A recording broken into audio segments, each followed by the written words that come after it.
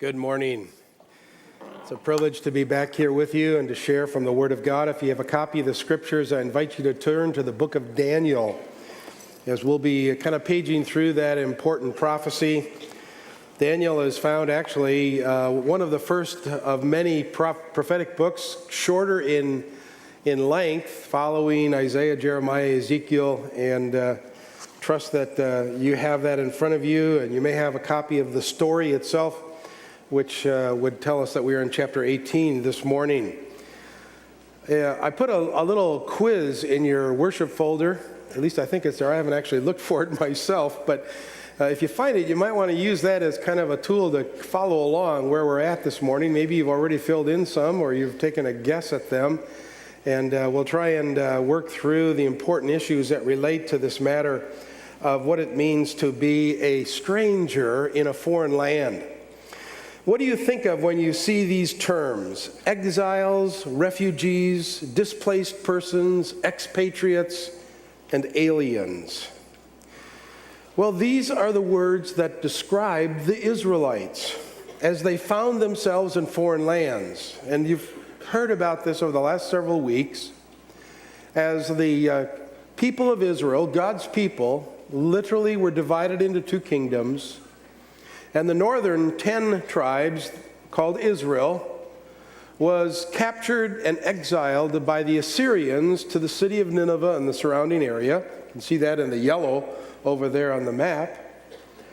And then the southern kingdom, the last two tribes, the kingdom of Judah was taken off into captivity by the Babylonians. That was about 136 years after the northern kingdom had been exiled. Look at it this way, or think of it this way. If you took the state of California and said, okay, the state of California is the land of Israel, and so the northern part, well, actually more than the northern part, let's say the grapevine, everything north of the grapevine are the 10 tribes made up of Israel, and they are conquered by and taken into exile to Canada. So they're gone. That includes all of us here today. The southern kingdom of Judah, which is now the grapevine and all the way down to the border, 136 years after the northern kingdom is taken to exile, they are taken into exile to Colombia. So we have this experience, and you can maybe begin to think about what that would be like as you realize the emotion that one goes through when you're snatched from your home and you are now trudging single file into a foreign land where nothing is familiar.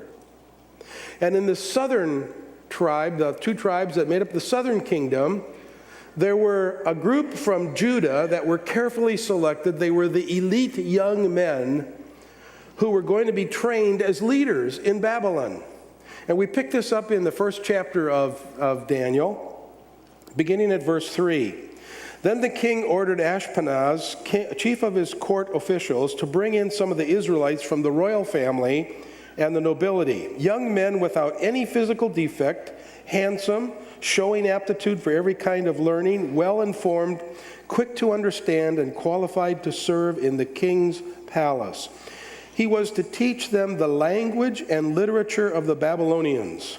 Verse 5, the king assigned them a daily amount of food and wine from the king's table. They were to be trained for 3 years, and after that they were to enter the king's service. So here we have these 4 men. Babylonian names: Belteshazzar, Shadrach, Meshach, and Abednego. All right, if you had to choose one of those names, which one would you choose?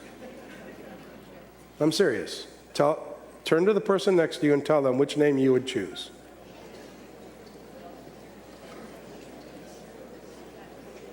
All right, I would choose Belteshazzar for myself.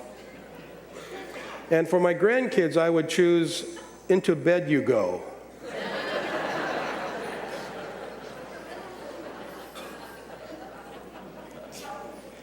Well, how did they get in this situation? Remember, it was God's plan to show the surrounding nations, when they were in the promised land, to show the surrounding nations who God is, who the true God is, because it was full of idolatry. and idol worship, and then to reveal his plan in bringing them back into relationship with him. But Israel didn't keep their end of the deal, if you will. And that was to love God. That was to love God with all their heart, soul, mind, and strength, and one another, as themselves. God is patient, and he was very patient. We've been learning over these last several weeks of the years, hundreds of years, of one king after the other, where God was continuing to try and help them understand that they needed to live for him. But it wasn't working. And so finally God said, in his wisdom, I'm going to have to divide you, and I'm going to have to send you into exile, which he did. Sent them each to a foreign country, Assyria and Babylonia. And so then the question that comes to us as a result of this, arriving at this point in the story, is, so what? So what is the point for us here today? Well, what it is going to show us, I believe, is it's going to show us how we can live as believers in a foreign land. That's right, how to live the way of Jesus in a place that's not our home. Now, when I first thought about this, I thought, wait a minute, this is our home. This is where we live. When you hear the word home, you think of where you grew up and maybe where you've moved and where you live now and your address. This is my home. And in one sense it is. But the fact of the matter is we're not in our home. We are strangers and aliens. We are but a stranger here. Jeremiah chapter 52 is an interesting section of Scripture. It's important because Daniel, as he was in exile and had those of his friends come around and say, how long is this going to go on? We've been here for years. When are we going to get to go back? Daniel starts to look through the Scriptures that had already been recorded, and he comes to Jeremiah chapter 52. And there it's, and he begins to realize there is a time and a place when God is going to take them home. But in the meantime, there's been this tragedy in Jerusalem. And Nebuchadnezzar has come, and he has rained destruction upon that city. And we pick it up in verse 13 of chapter 52. He set fire to the temple of the Lord, the royal palace, and all the houses of Jerusalem. Think of it. Every house in Jerusalem set on fire. Every important building he burned down. The whole Babylonian army, under the commander of the imperial guard, broke down all the walls around Jerusalem. Verse 15, Nebuzaradan, the commander of the guard, carried into exile some of the poorest people and those who remained in the city, along with the rest of the craftsmen and those who had gone over to the king of Babylon. And so here we see the horror and the despair that occurs as the Babylonians have invaded. Their army has surrounded. The king of Judah is humiliated. The families are herded together, and they're braced for a 1,000-mile journey to a foreign land. And you can understand their fears as they finally walk into this foreign city of Babylon. The eyes of thousands staring at them, and they're trying to understand that this is not only a foreign city, but these are foreign people. And now this is their home. This is their home. Believe it or not, they were beginning to experience that which is not much different than what we are experiencing today in 21st century America. You might say, wait a minute. Are you kidding? We're all Americans. Well, for the most part, I'm sure. Most of us have been born here. Our kids, our grandkids are Americans. We pay our taxes, federal, state, county, property, school. I guess we are Americans. They pretty much own us, don't they? We love our country. These very days, what are we chanting? USA, USA. But here's the point. As Christians, we are strangers. I need to have you get your mind around that. We are strangers in a foreign land. All right, turn to the person next to you and say, you are strange. No, wait a minute. You say, you are a stranger. Little mistake there. Well, here's the point. It takes a little bit for us to realize that we truly are, as Christians, as believers, in a foreign land, right here in this part of the world. We are strangers in a foreign land where violence is on the rise. Newtown, Connecticut, Webster, New York, the Sikh temple in Milwaukee, Wisconsin, the theater in Aurora, Colorado, Virginia Tech in 2007, the Amish schoolhouse in 2006. Last year, every month, a shooting like that recorded someplace in our nation.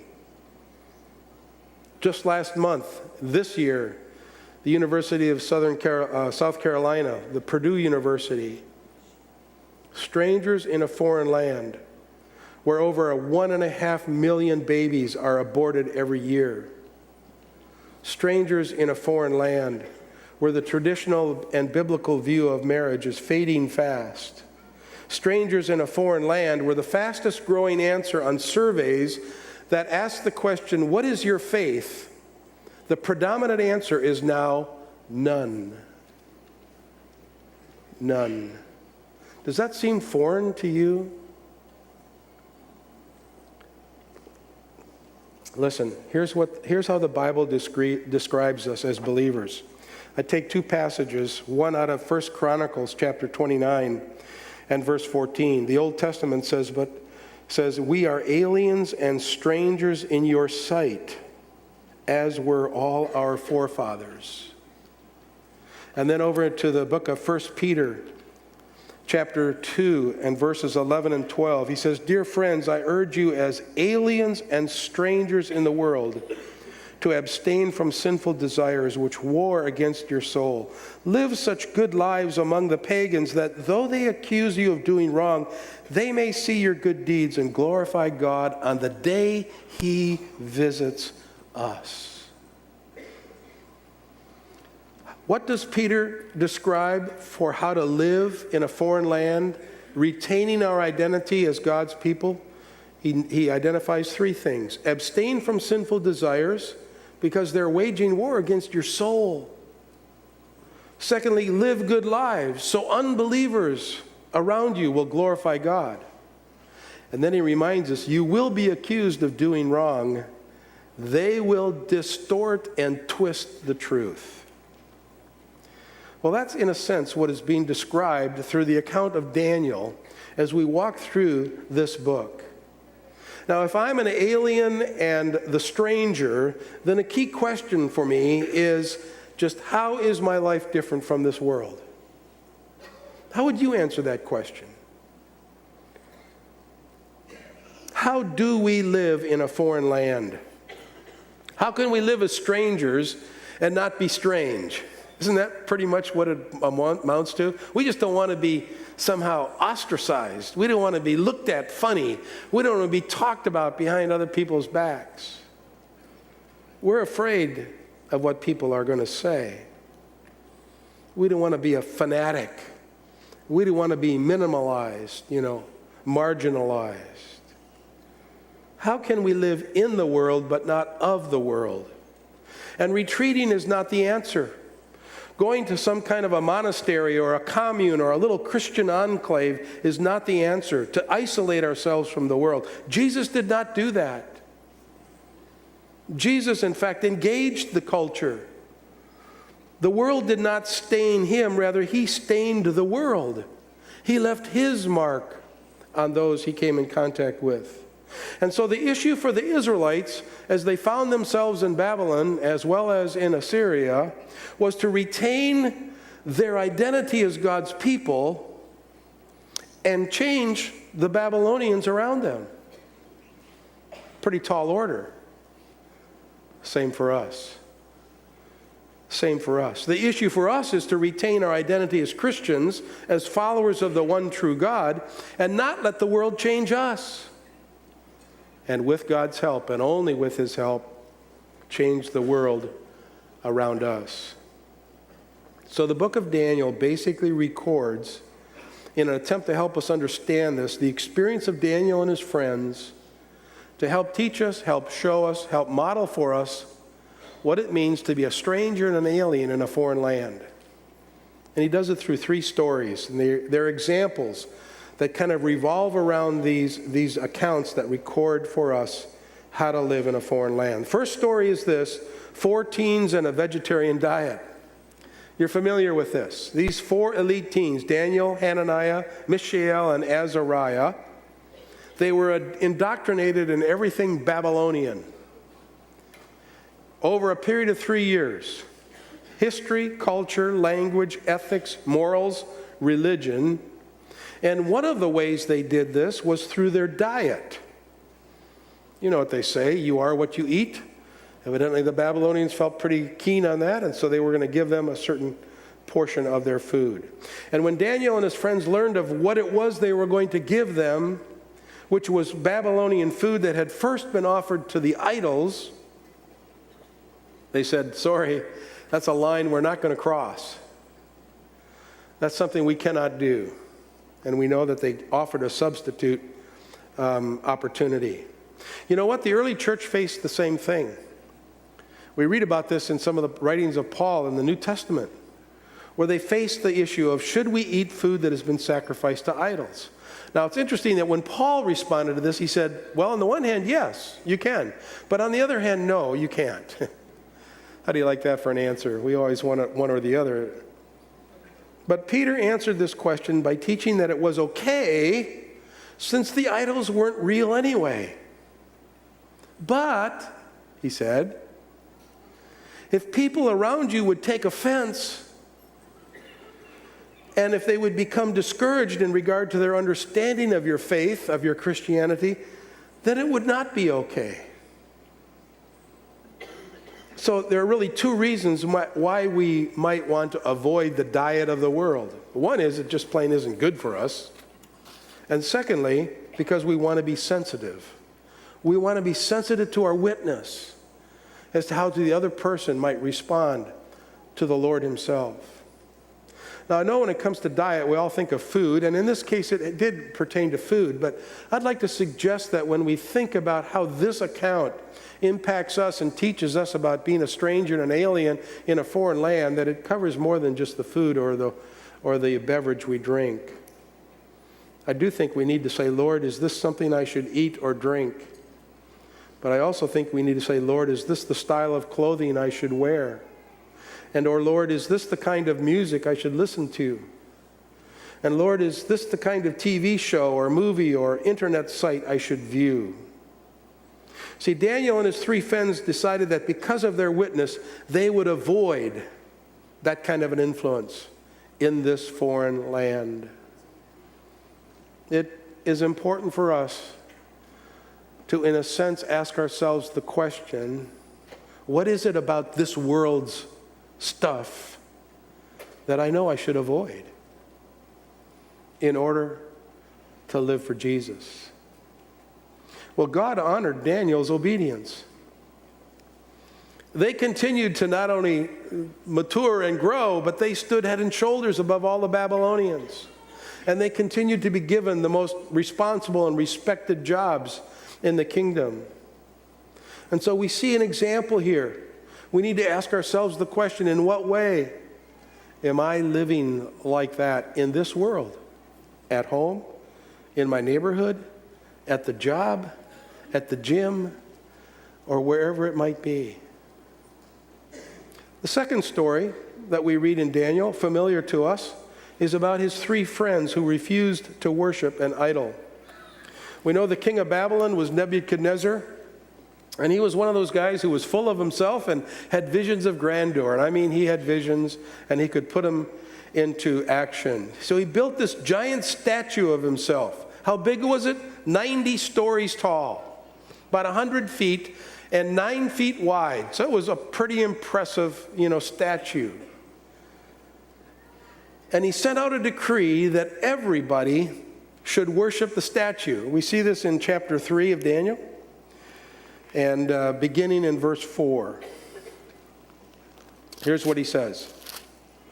Then the herald loudly proclaimed, "This is what you are commanded to do, O peoples, nations, and men of every language. As soon as you hear the sound of the horn, flute, zither, lyre, harp, pipes, and all kinds of music, You must fall down and worship the image of gold that King Nebuchadnezzar has set up. Whoever does not fall down and worship will immediately be thrown into a blazing furnace.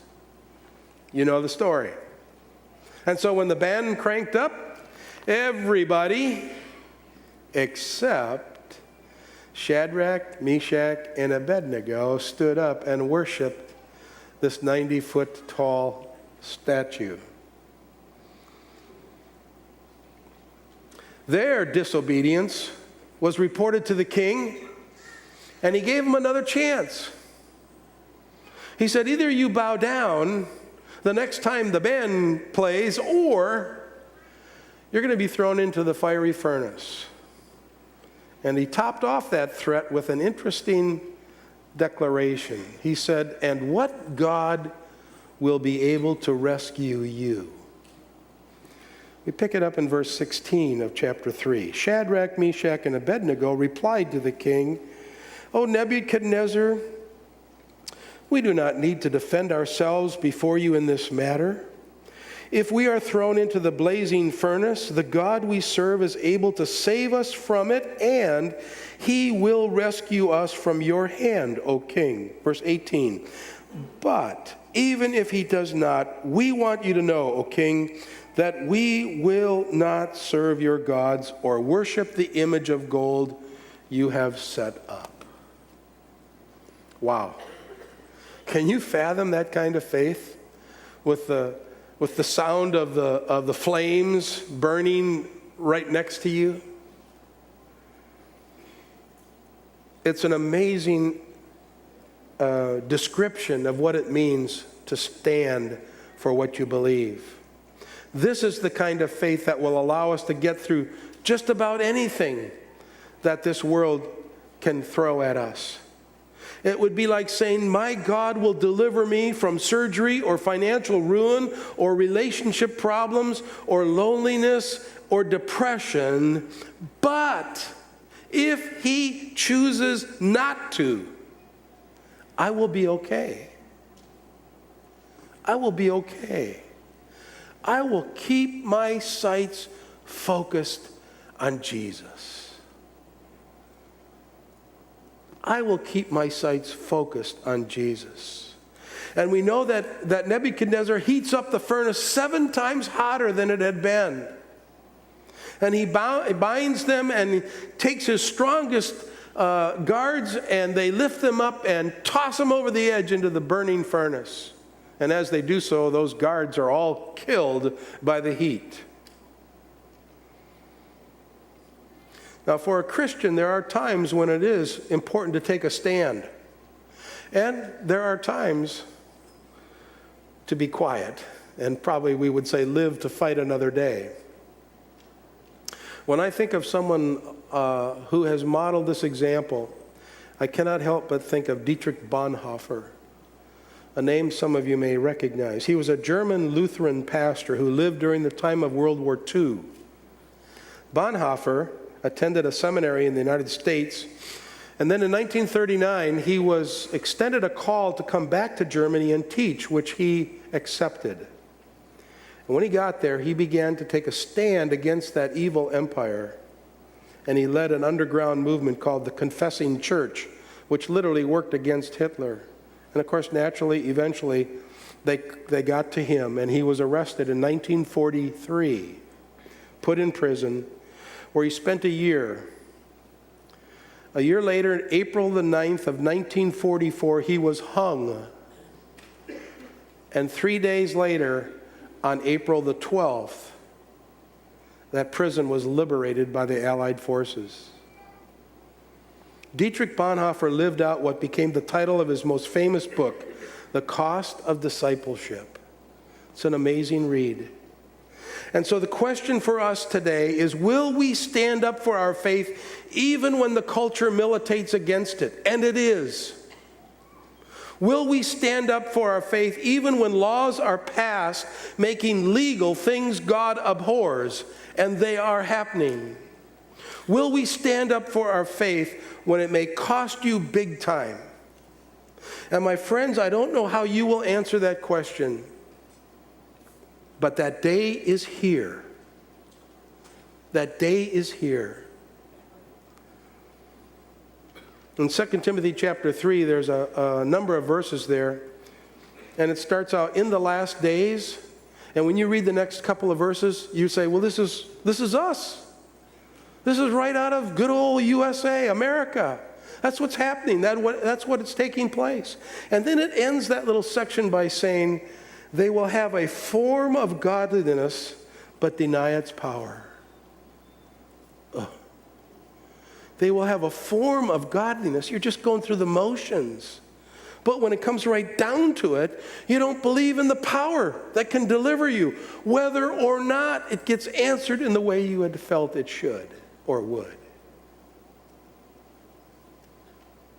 Now, we can't leave this particular account or this story without acknowledging there was a fourth person in the furnace. Daniel 3:24. Then King Nebuchadnezzar leaped to his feet in amazement and asked his advisors, weren't there 3 men that we tied up and threw into the fire? They replied, certainly, O king. He said, well, look, I see 4 men walking around in the fire, unbound and unharmed, and the fourth looks like a son of the gods. Interesting. Most scholars believe that this was none other than the pre-incarnate Christ, the Lord Jesus himself. And so the lesson for us is that standing up for our faith may very well be lonely business. It may mean that our friends will leave us, our co-workers will shy away and avoid us, our neighbors may distance themselves from us, maybe your family will even disown you.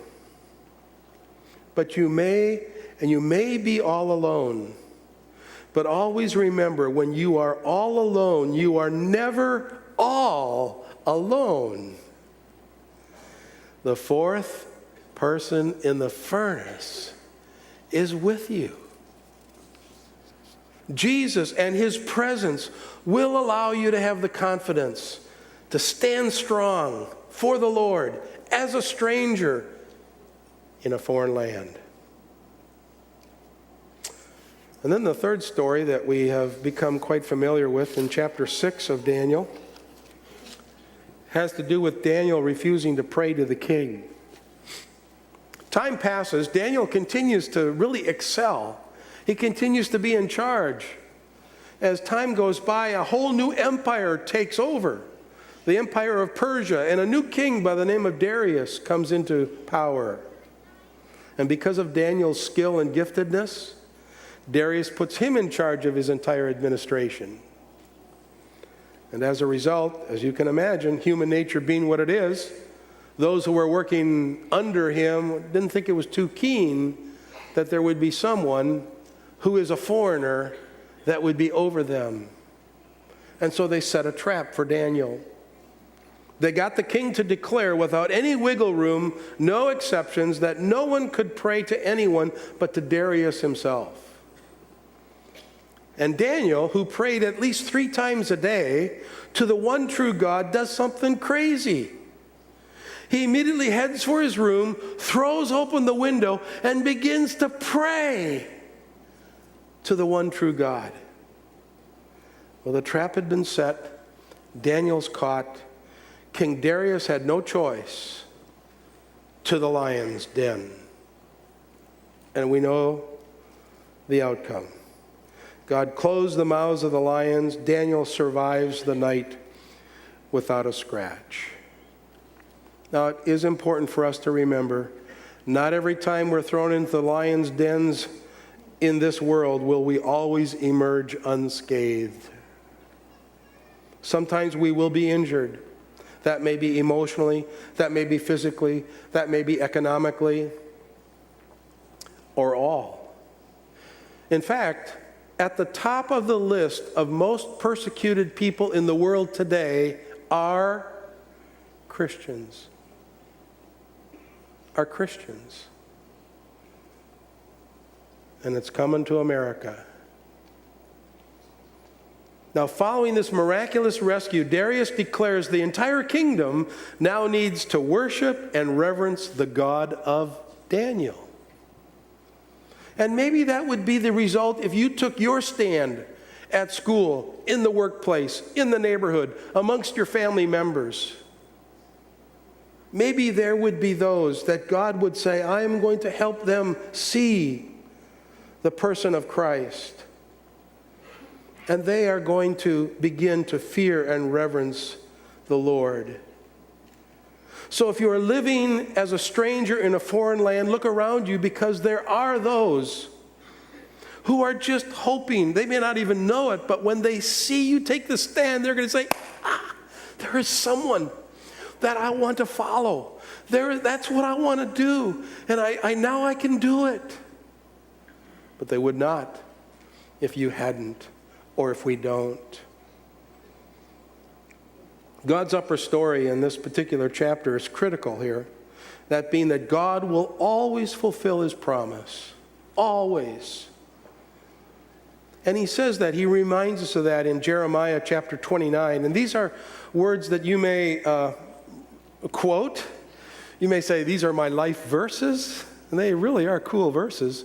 But we need to be reminded that these are verses that talked about the Israelites and how long they were going to be in Babylon. Jeremiah 29, beginning at verse 10, says, this is what the Lord says. When 70 years are completed for Babylon, I will come to you and fulfill my gracious promise to bring you back to this place. In other words, bring you back home.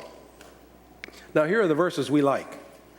For I know the plans I have for you, declares the Lord, plans to prosper you and not to harm you, plans to give you hope and a future. Verse 12, then you will call upon me and come and pray to me, and I will listen to you. You will seek me and find me when you seek me with all your heart.